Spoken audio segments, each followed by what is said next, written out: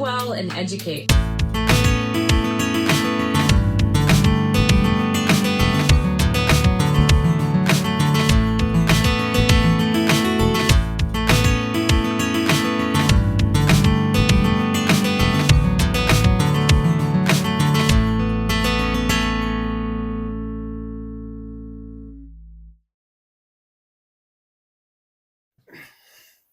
Hey everybody, welcome to episode 14 of Live Well and Educate. Welcome back. Great to see all of you. My name is Becky. I am an elementary school counselor and a licensed professional counselor that services educators in the areas of well-being and mental health. And I've been in education for 16 years. And I'm Phil. I've been in education for 16 years as well. I teach 5th grade. Been doing that for the last 7 years. And before that, I was a physical education teacher, kindergarten to 12th grade. I coach JV football, coach varsity baseball, and I've been doing all that the whole time I've been in education. Yeah. And most importantly, I'm her husband. Let's not forget that. Yeah, right. You said physical education. I just have to say, you'd be proud. I took our daughter to the gym today just to shoot around, and there were a couple chairs labeled middle school PE, and she knew what PE stood for. Yeah, that's physical right. education. Well done. Yep, I was proud of her. There. Yeah, absolutely. Yep. Dr. Berkey would be proud of her.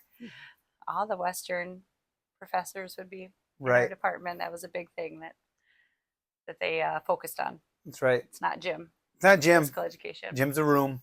It's phys ed. Physical education. Absolutely. Yep. So we were talking about whether or not we should start with a rose and a thorn, and neither of us could think of any. We really haven't had school a lot this past week either, so it's kind of hard to come up with one. Yeah. I mean, I guess we had a snow day today, so there's a positive. That is a positive for us and for our family. I know that the snow days for a lot of schools, especially this time of year, impact like exams and the end of the semester. So I know that a lot of schools deal with that as well. So that's probably a thorn for a lot of people with snow days. I think at a certain point it does affect them negatively. I mean, do you feel like you're rushed at all to fit stuff in or content in, or do you feel okay still? Sometimes if I get towards the end of the marking period and I don't have a lot of grades in like one particular subject, and then we get a couple snow days back to back, I feel the pressure, I feel the push to get those quality grades in, so the students' grades really reflect what they should in that subject. But by and large, not really. I just push what we were going to do today off to tomorrow, and everything just goes one more day. But I know that's different in high school. Yeah, it is different in high school. And like you said, with exams, I think they're this week in our area, and that really messes teachers up. It messes the kids up. It can be a huge pain in the ass. Yeah, so we feel you. Yeah, it can be quite stressful. Stressful. Yeah. Yeah. In my position, it's hard. I mean, personally, I love the snow days. I love to sleep in. We've talked about that. But yeah, she likes to sleep. A lot of the kids that I see or work with, I will see them every couple weeks. And if we have a snow day and Christmas break, it ends up being like a month before I see certain kids. And that's hard. I know for a lot of our mental health providers, that changes things and that messes things up a little bit. And I feel bad. You know, some notifications will come up from my calendar and it's like, oh, I haven't seen her for a month just because of the timing of everything. So right. And 8-year-olds don't always get that, right? They don't understand how scheduling works with snow days and pushing everything out. Yeah.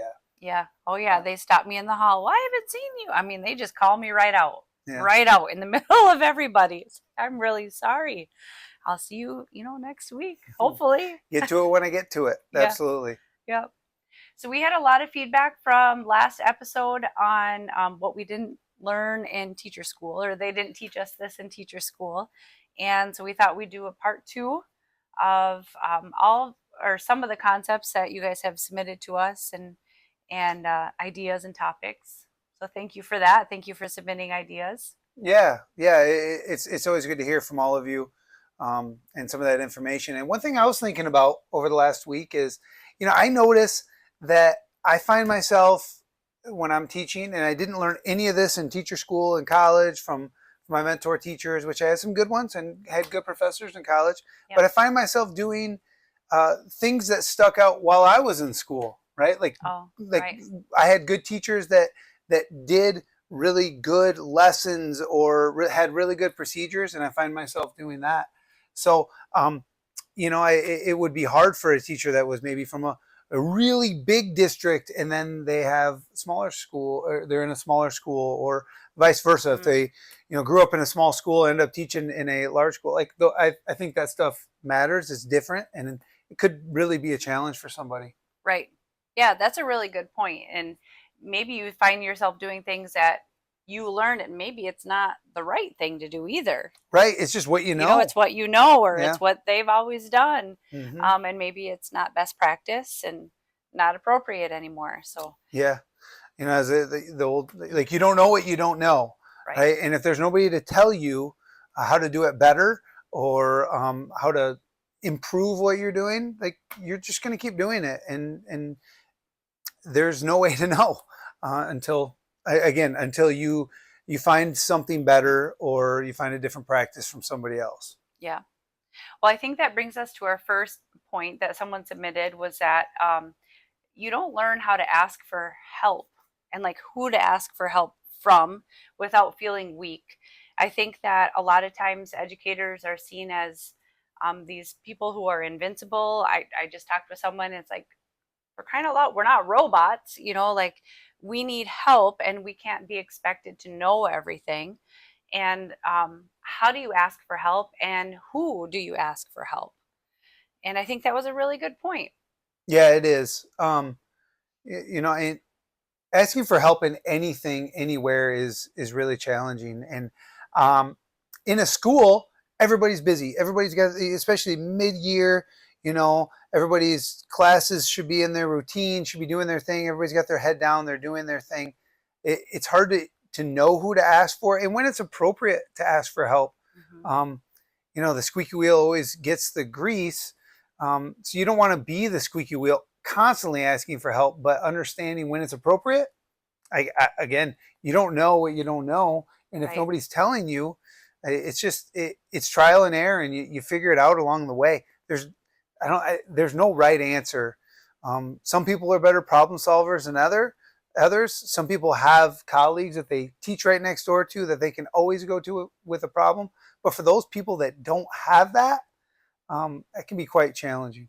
Yeah, yeah, it really can be. And I think it's important to know that it's not a sign of weakness to ask for help. I actually think it's a sign of strength, to know, like you said, when and where to ask for it and who to ask for it from. If you don't have to go to the same person every time, and that comes with time and experience too, to understand, the different roles within the building and who to go to when you need clarification on administrative questions versus who to go to when you need help on behavior management Yeah, or issues, or curriculum, or right, yeah, right.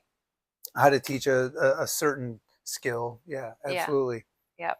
So I think that's just important. And again, a lot of this is like, you can't predict every situation that's going to happen for a new teacher, but I think encouraging and empowering new teachers and new educators that it's okay to ask for help, and this is the role of certain people in the building, and this is where you would go to for certain types of questions, I think is helpful for when they start their new job. It is, and it's hard. Like, if you were to list all the priorities of things that you're gonna want to tell a first year teacher in those first 2 days of professional Mm-hmm. development, before the kids walk in the door, um, that probably should be somewhere on the list, but I don't think it always is. I don't think it is either. Right? And Yep.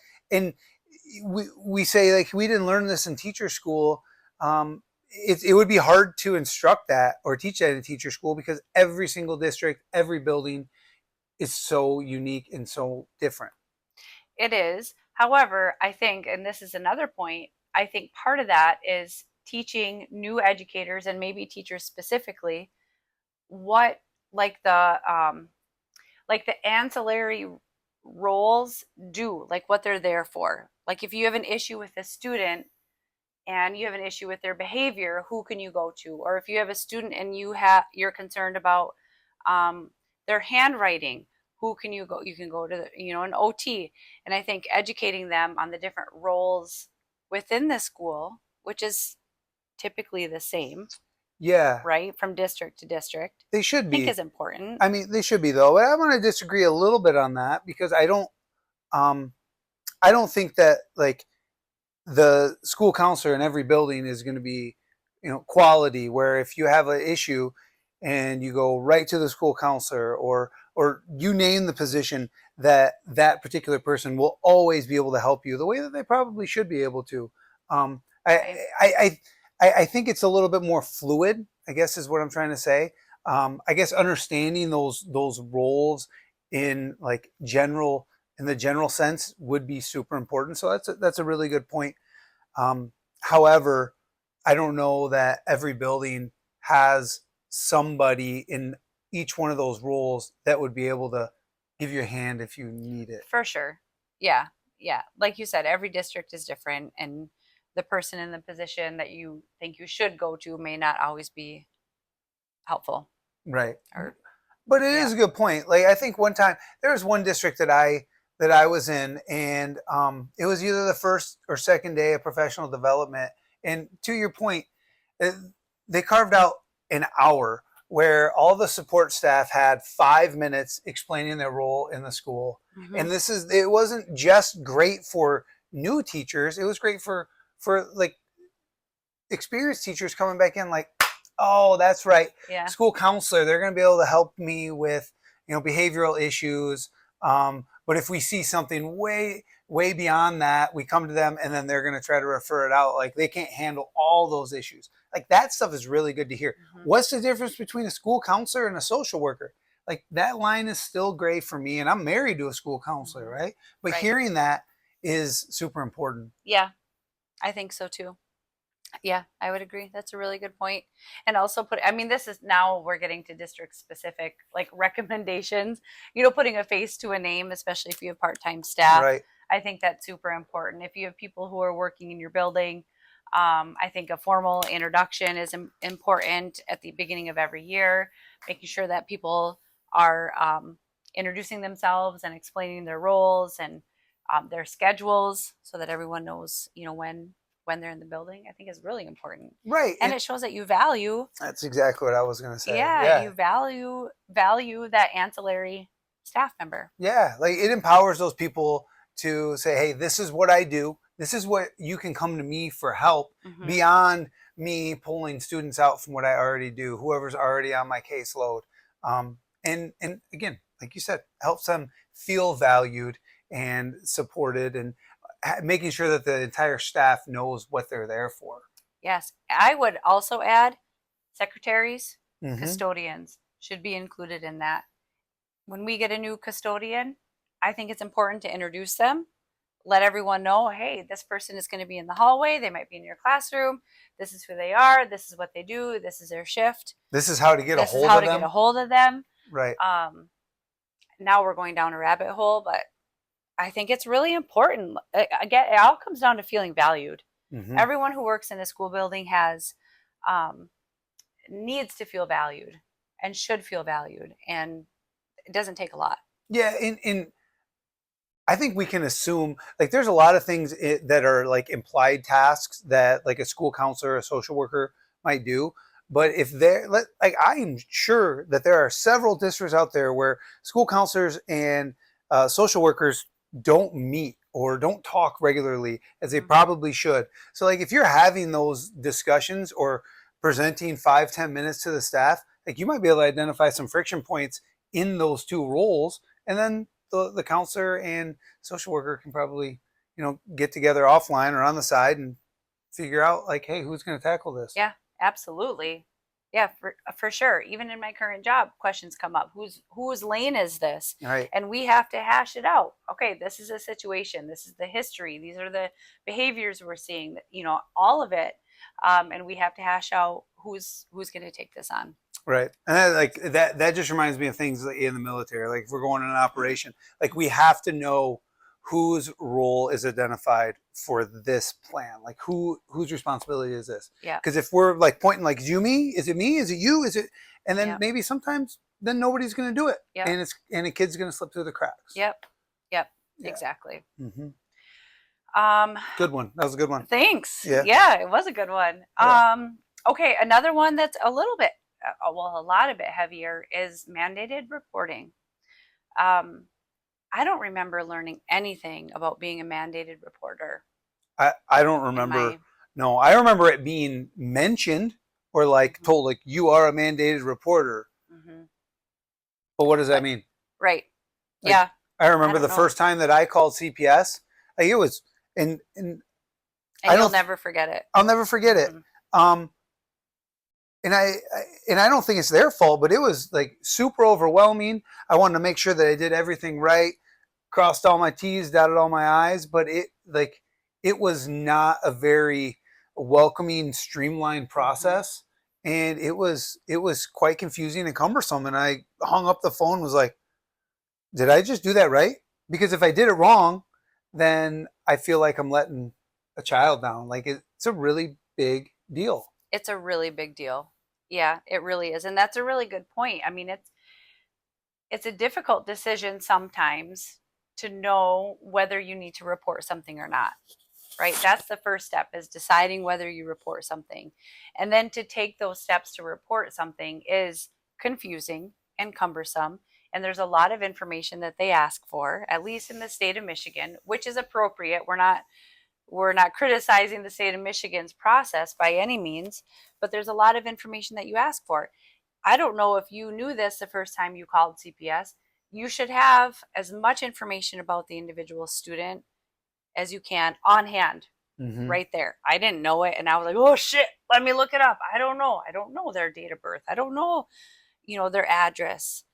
Mm-hmm. Um, Who they live with. I think I don't even yeah, remember what's on there. I know you've yeah, called many more times than I have, but yeah. yeah, there's a lot of information that you wouldn't know. Like I don't know, he sits right there.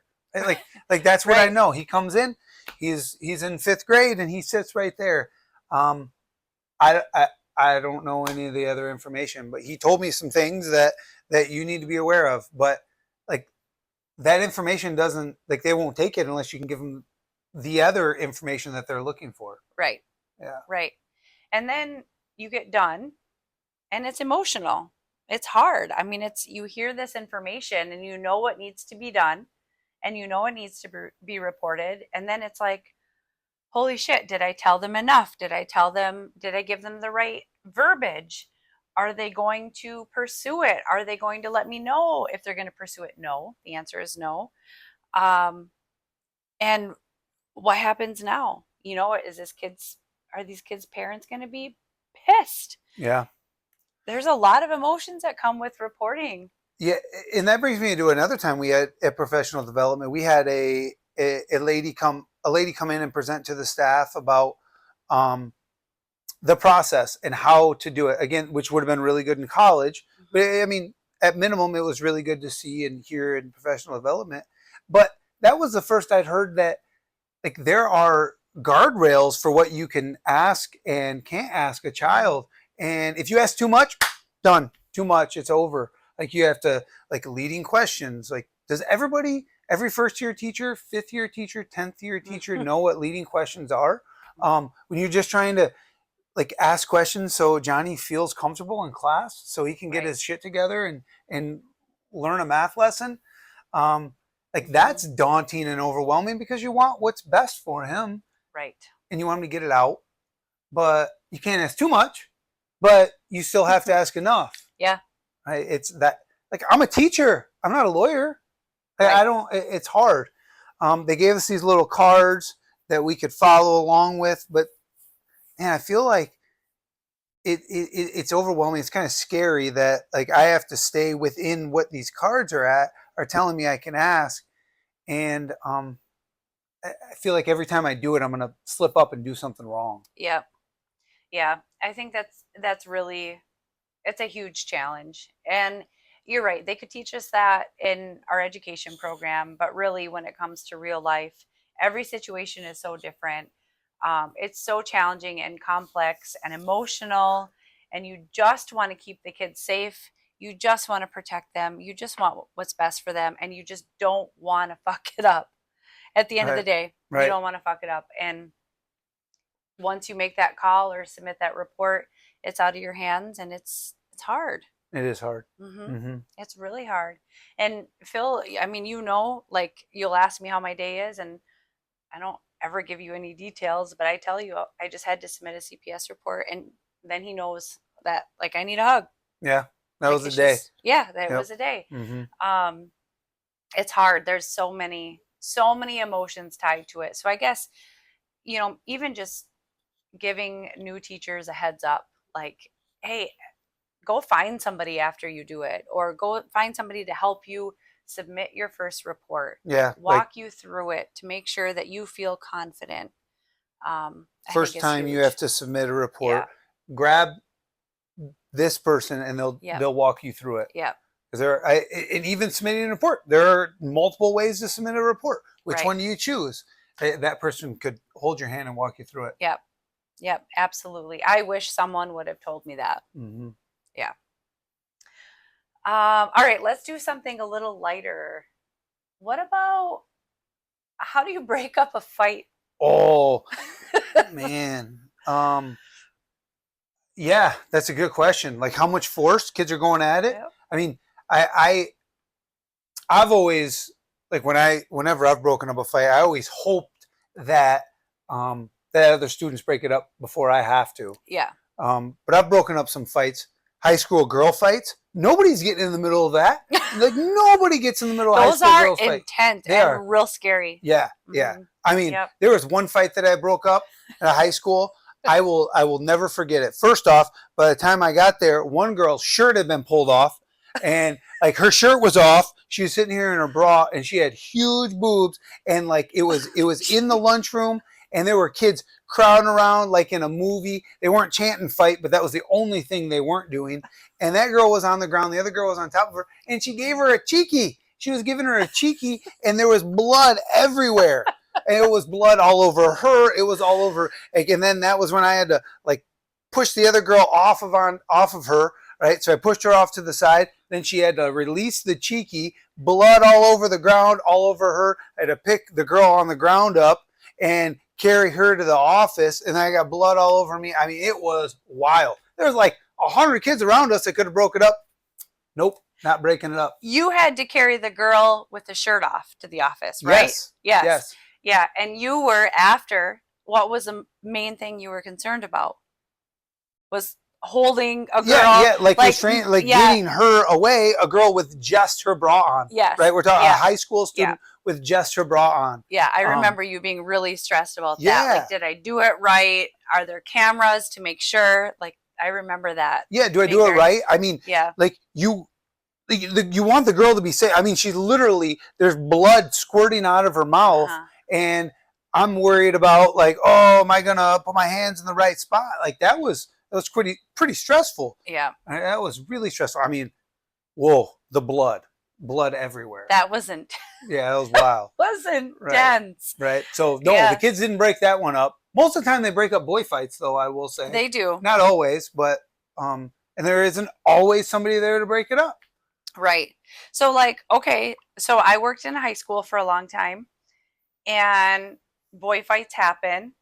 Do I get in the middle of it to try to break it up, or do I just let it? Like, you breaking up a boy fight is different from me breaking up a boy fight. Like, what do I do? Well, I'd ask you: do you feel comfortable breaking up do you feel comfortable breaking up a boy fight? I don't feel comfortable breaking up a girl fight or a boy fight. Well, then you shouldn't. Yeah, I don't know. I mean, I feel like I would get my mom voice on and yell at them, and that might help a little bit. I've got a pretty scary mom voice.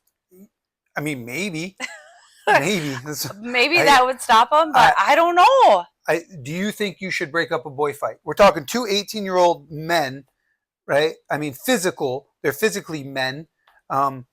Mentally, they're probably not men. That's why they're fighting in a school. Yeah. Do you think you should break it up? That was my way of stalling my answer. No. No, I don't think so. I wouldn't expect you to break it up. No, as your husband, if you came home and were like, oh, I broke up a fight from two senior boys today, what the hell are you doing breaking that fight up? Yeah, I would call for help for sure. I would call for help. Yeah. Um, And like you said, more than likely their friends would break it up, but yeah, and that's not like, safe. when they're fighting, that's when you got to try to hopefully you have a relationship with one or both of them, and Right. you can talk to them, yell at them, get in their head before they do continue to do something silly. But it is so bang bang, it's so quick, and it's like you're acting on instinct. I mean, you're feeling threatened yourself because kids are going at it. There's a lot Right. that goes on. Nope, never talk about breaking up a fight. But a lot of times in schools, like you gotta lean back on like your common sense. Like if you're a pregnant woman and there's kids fighting, like get the hell out of there, Yeah. right? Like you shouldn't be anywhere near that. Right. But you care. So sometimes it's hard and it's instinctual. Right. But I think again, like when you're getting trained, I think just given the given the confidence, being given the confidence um to stay out of it and that it's okay, it's not your responsibility, like at some point you have to protect yourself, is really important. Again, like I think educators are seen as like this like all powerful robots who need to give everything just to break up a Physically fight and physically. mentally. Yeah, like, and Right. I think it's okay to be told that that's not the expectation, or it shouldn't be the expectation, and it's okay to call for help. Agreed. Yeah. Yeah. Okay. So we're telling you it's okay. If nobody's told you it's okay. It's okay. Yeah. How about communicating? Like how to communicate with administrators, parents, other colleagues. Did you ever take a class on like how to write a professional email to No. home or I anything like that? no, I don't think so. No. Like there's nothing on that in Yeah. school. Although, we did go to school quite a few years ago. I mean, emails were definitely still a thing, but they weren't as prevalent as they are now. I don't know if, our first couple of years in college, we were forecasting the amount of parent emails that we field on a daily basis. Right. Um, However, it's still the communication that is super important. Maybe it used to be a phone call. Now it's more likely to be an email. Yeah. Um, but there are, um, I would say, by and large, anecdotally, there are way more emails now than there used to be phone calls. Like there is way more demand on a teacher to communicate with parents about riding bus 3 and whatever information that the student needs to get from mom or dad throughout the school day. There Mm-hmm. is a significant amount of information that teachers are expected to relay to kids. How did they do that before emails? I don't know. I really don't. Like, I want to know. I want to know. Like, how did our parents do it? I don't think they did. I don't think they did either. I don't know. Yeah. A bus note, a note from home that went in a backpack and that was put on the teacher's desk. Right. Maybe that, but Maybe that if other than something. that, there wasn't an email in the middle of the day. No, they called the Like, office and the office would come in and talk to the teacher. Like there are no other ways to right. communicate. But now it's a note, an email and a call, all three of them a lot Yeah. of the time. And I understand because you want to make sure that your kid is For getting on the sure. right bus. Like I get it, but it can be overwhelming when you have 28 kids in your class and you're getting 4 emails about ways that students are getting home, and God forbid that you are going to tell Johnny that he's going to ride with Uncle Jimmy's going to pick him up, and then in the meantime, you have a student ask you to help them with number 4 on the math homework, and then Mm-hmm. you forgot. Or what if you have a sub? Yeah, What do? They email you all these changes, and that's the only way of communicating. good Your question. sub doesn't get them. Yeah, I don't know. I don't know. It's just like, I just, Interesting to me. It is. Yeah. I I mean, don't I know. guess if you don't respond, then they call the office. Um, but either way, responding and communicating home and to admin, whether it's through email or it used to be through phone call or some phone calls still happen, we weren't really taught how to do it. Um, I know I wasn't taught like take 24 hours, and we've talked about this in other episodes. You know, if you get kind of a heated email or a heated voicemail, to wait a day Yeah. before you respond. Um, I think just practicing professional communication is important.